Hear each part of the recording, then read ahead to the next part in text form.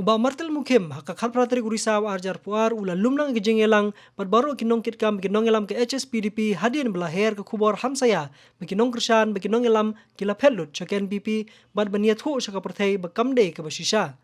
Boro ki bawan hakani jengelang kila rai bej melon bantri borba na benta ban penjob dan buram uba martel hakani kinti.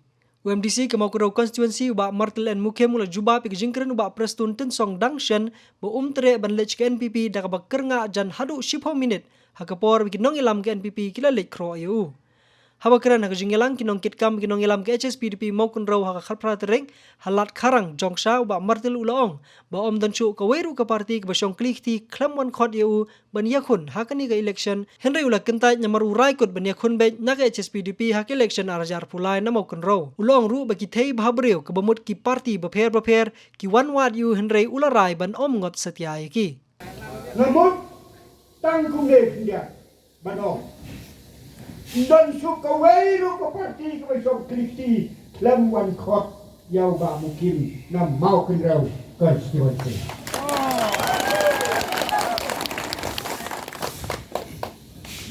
Kemudian juga kita buat khot.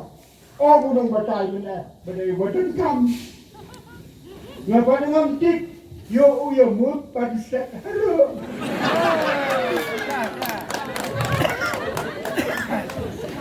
Ya kita. Dan cukup dari parti kebangsaan banyakkan mana.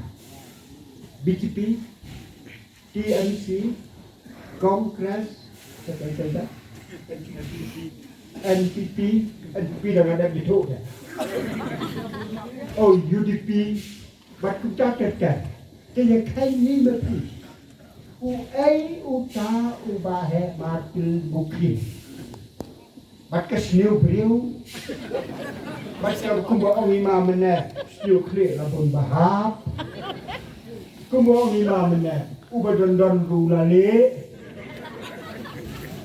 Tendai kini kitai pabreu nakalan saudong jogerinja. Diwan jawat yau tau beriu.